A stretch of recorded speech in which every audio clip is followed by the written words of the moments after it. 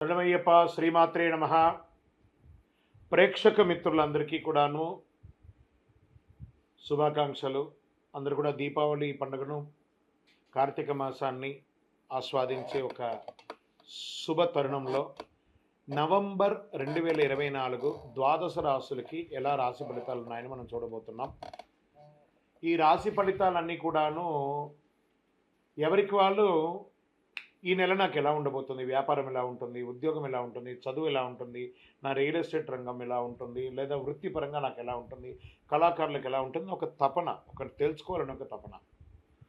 దీన్ని మనం అన్ని రకాలుగా గోచార గ్రహస్థితులు అన్నింటినీ దృష్టిలో పెట్టుకొని మనం చెప్తున్నాం. ఈ యొక్క గోచార గ్రహస్థితి ప్రకారం మీ యొక్క జాతకానికి ఒక 40% వర్తిస్తుంది. మీ వ్యక్తిగత జాతకం ద్వారా, సంపూర్ణ జాతకం ద్వారా 100% మీరు తెలుసుకోవచ్చు. మీ వ్యక్తిగత జాతకాని కోసం మీ పరిసర ప్రాంతాల్లో ఉన్నటువంటి గురువుల్ని సంప్రదించండి. జాతకం అనేది పడుతున్న వర్షానికి ఒక గొడుగే, కానీ జాతకం జీవితం కాదు. మీ యొక్క జీవితాన్ని భగవంతుడు లిఖితం ఎప్పుడో రాసేశాడు. ఇది మీ నడుస్తున్న దారిలో ఏదైనా స్పీడ్ బ్రేకర్స్ వస్తే ఎలా ఉంటుందని తెలుపబడేదే ఈ నెలసరి జాతకం. ఆ గ్రహాలన్నీ ఎలా మారుతున్నాయి, ఎలా ఉంటుందని చెప్పడం జరుగుతుంది. మా ద్వారా తెలుసుకోవాలనుకున్న వాళ్ళు దయచేసి టైం పరిపాలన చేసుకోండి. అర్ధరాత్రులకు కాల్ చేయకండి, ఇల్లీగల్ అఫైర్స్ అడగకండి, ఫైనాన్షియల్స్ గురించి అడగకండి, మీ వ్యాపారం ఎలా ఉంటుంది, జీవితం ఎలా ఉంటుంది, ఇవన్నీ అడగండి. వాట్సాప్ మాత్రమే చేయాలి, ఫోన్ దయచేసి చేయకండి. మేము వాట్సాప్ చూసిన తర్వాత మీకు కాల్ చేస్తాం. శరణమయ్యప్ప. జ్యోతిషాస్త్రరీత్యా ద్వాదశ రాశులు 5వ రాశి అయినటువంటి సింహరాశి మిత్రులారా, మీరు మకా నక్షత్రం 1, 2, 3, 4 పాదములు, పుబ్బా నక్షత్రం 1, 2, 3, 4 పాదములు, ఉత్తర నక్షత్రం మొదటి పాదానికి జన్మించిన మీరు సింహరాశి వారిగా పరిగణించబడుతున్నారు. ఈ నెల మీకు నవంబర్ నెలలో శుభాశుభ ఫలితాలు ఎలా అంటే ఈ నెలంతా మిశ్రమ ఫలితం అని కూడా చెప్పచ్చండి. రాహు స్థానం అనుకూలంగా లేదు, బృహస్పతి 10వ ఇంట్లో, శని 7వ ఇంట్లో, సప్తమ గ్రహాధిపతిగా కొనసాగుతూ సానుకూలంగా లేడు, కేతువు 2వ ఇంట్లో అనుకూలమై, రాహు 8వ ఇంట్లో ఉన్నాడు. ఈ నెల సమర్థవంతమైన ఫలితాలు ఉండకపోవచ్చు అని కూడా చెప్పడం జరుగుతుంది. కష్టపడి పని చేసినా కూడా మీకు పూర్తి సంతృప్తి కలగదు. అవకాశాల కోసం, ఉద్యోగాల కోసం ఎదురు చూస్తున్న వాళ్ళకి ఇది కాస్త మిశ్రమ ఫలితం. కొన్ని అడ్డంకులు ఎదురయ్యే అవకాశాలు చాలా ఉన్నాయి. మార్పులు జరగడం, ఉద్యోగం చేసే వారికి మీ పై అధికారుల నుంచి కాస్త ప్రెషర్ ఉంటుంది. అనుకోని ట్రాన్స్ఫర్స్ వచ్చే అవకాశాలు ఉన్నాయి, లేదా ఉద్యోగమే మారే అవకాశాలు ఉన్నాయి, లేదా ఉద్యోగం పోగొట్టుకునే అవకాశాలు కూడా ఉన్నాయి. జాగ్రత్త పడండి. ఎదుటి వారితో మాట్లాడేటప్పుడు సైలెంట్గా గం గణపతి నమః సైలెంట్గా ఉండడం మంచిది. ఎక్కువ మాట్లాడకుండా ఉంటే సరిపోతుంది కదా. అదనపు బాధ్యతలు మీ మీద పడుతుంది, ఎక్కువ ప్రెషర్స్ ఇస్తారు. ఆ తర్వాత 3వ వారం నుంచి కాస్త బాగుంటుందని కూడా చెప్పచ్చు. కొత్త ప్రయత్నాలు కాస్త మానుకోండి.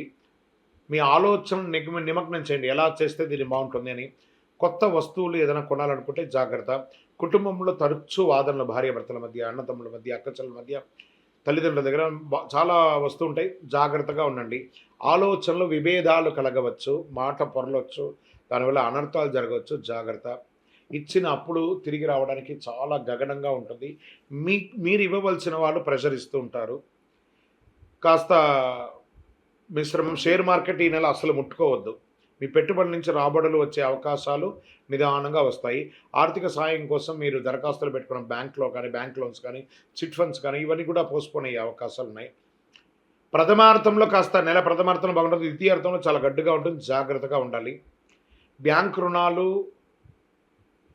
మీ చెక్ బౌన్స్ ఇలాంటివి ఉంటాయి. జాగ్రత్త. లీగల్ ఇష్యూస్ కూడా వచ్చే అవకాశాలు ఉన్నాయి. జాగ్రత్త. వ్యాపారంలో ఆశించిన దానికంటే అమ్మకాలు మొదటి భాగం బాగుంటుంది, ద్వితీయంలో కొంచెం ఇబ్బందిగా ఉంటుంది. కొత్త ప్రయత్నాలు ఏది చేయకండి ఈ నెల. వ్యాపారంలో పోటీలు చాలా ఉన్నాయి కాబట్టి జాగ్రత్త. ఆదాయంపై శ్రద్ధ వహించాలి. ఆరోగ్యం పట్ల మీ కాళ్ళు, తొడలు, జీర్ణ సంబంధించిన సమస్యలు ఇవన్నీ నిర్లక్ష్యం మాత్రం చేయకండి. డ్రైవింగ్ చేస్తున్నప్పుడు ప్రమాదంలో పడే అవకాశాలు, గాయాలు పడే అవకాశాలు ఉన్నాయి. జాగ్రత్త. రాజకీయ నాయకులకి ఇది ఒక గడ్డు కాలం అని చెప్పచ్చు. మీ దస్తావేజులు జాగ్రత్తగా పెట్టుకొని. వ్యవసాయదారులకి మిశ్రమంగా ఉంటుంది. మీడియా రంగం వారు, ఐటీ రంగం వారు కాస్త జాగ్రత్తగా ఉండండి. వివాహం కాని వారికి కొంచెం ఆలస్యమయ్యే అవకాశాలు ఉన్నాయి. అదృష్టవంతమైనటువంటి రోజులు ఈ నవంబర్లో అనుకుంటే 3, 6, 10 అని చెప్పచ్చు. చంద్రాష్టమం నవంబర్ 11 రాత్రి నుండి 14 ఉదయం వరకు ఉంటుంది. మీ యొక్క ఇష్టదైవం కులదైవాన్ని ప్రార్థన చేయండి, లేదా కలియుగ వెంకటేశ్వర స్వామి కలవు వెంకటనాదాయ అన్నారు కాబట్టి వెంకటేశ్వర స్వామి వెళ్ళి దర్శనం చేసుకోండి. ప్రతిరోజు గురు కవచాన్ని పారాయణం చేయండి. మంగళవారం నువ్వుల నూనెతో కార్తీక మాసంలో మీ వయసు ఎంత ఉందో అన్ని దీపం వెలిగించండి. ఎర్రటి పుష్పంతో అర్చన చేయండి. ఆదిత్య హృదయం చేయండి మీ ఆరోగ్యం కోసం. అతి శక్తివంతమైనటువంటి కరుంగాలి మాలను ధరించండి. ఆరోగ్యవంతులుగా ఉండండి. ఏ విధమైనటువంటి దోషం ఉండదు, ఐశ్వర్యంగా ఉంటుంది. మీ పర్సనల్ జాతకం తెలుసుకోవాలనుకుంటే కింది యొక్క నంబర్కి మీ యొక్క date of birth, time of birth, place of birth WhatsApp చేయండి. విజయవస్తు. శరణమయ్యప్ప. మొట్టమొదటిసారి మాల వేసుకునే వాళ్ళకి ఎన్నో అనుమానాలు ఉంటాయి. ఆ మాల వేసుకునే వారికే కాకుండా ఆ మాల వేసుకునే స్వామి వారి యొక్క ఇంట్లో వాళ్ళకు కూడా ఎన్నో అనుమానాలు ఉంటాయి. వారిని అన్నింటినీ తీర్చే విధంగా కొన్ని ప్రశ్నోత్తరాలతో మనం ముందుకెళ్తాం. మాలాధారణ యొక్క విశిష్టత. ఎంత అద్భుతమైనటువంటి ప్రశ్న.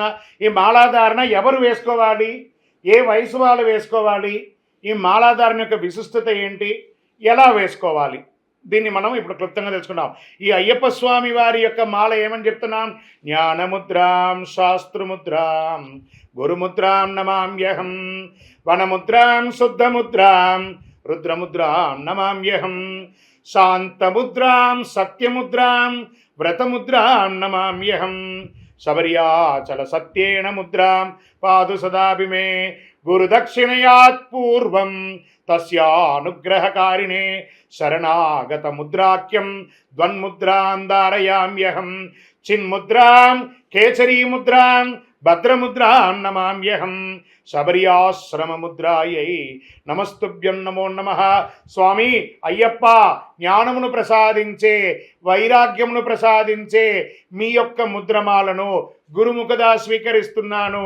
ఈ క్షణము నుండి అసత్యము పలుకను, సత్యమే పలికెదను, మధువు మాంసములను స్వీకరించను, స్త్రీలను పిల్లలను పెద్దవాళ్ళని గౌరవంతో ఉంటాను, మధుమాంసములు స్వీకరించను, సదా సర్వకాల సర్వావస్థలయందు మీ నామస్మరణ ఓం శ్రీ స్వామియే శరణమయ్యప్ప తారక మంత్రాన్ని జపం చేస్తూ బ్రహ్మచర్య దీక్షను పాటిస్తూ స్వామి అని పిలువబడే నీ నామానికి ఏ విధమైనటువంటి ఆటంకం కలంకం కలగకుండా నా దీక్షను నిర్వర్తిస్తానని ప్రమాణము చేస్తున్నాను. గురు దక్షిణయాత్ పూర్వం, మా గురుగారిని సత్కర్మలతో ఉన్నటువంటి పూజలు చేస్తున్న మా గురుగారికి గురుదక్షిణ సమర్పించి వారి దగ్గర నుంచి నేను ఈ యొక్క దీక్ష తీసుకుంటాను అని చెప్పి ప్రమాణం చేసి దీక్ష తీసుకోవాలి. ఇది దీక్షలో ఒక మాలాధారణలో ఒక విశిష్టత. మరి ఎవరెవరు తీసుకోవాలి అనుకుంటే, మీరు మాల వేసుకోవాలి అనుకుంటే మనం నమ్మిన వాళ్ళు, మనల్ని నమ్మిన వాళ్ళని పర్మిషన్ అడగాలి. మనం నమ్మిన వాళ్ళు ఎవరు? తల్లి తండ్రులు, మనకు జన్మనిచ్చిన వాళ్ళు. మనల్ని నమ్మిన వాళ్ళు మన భార్య పిల్లలు.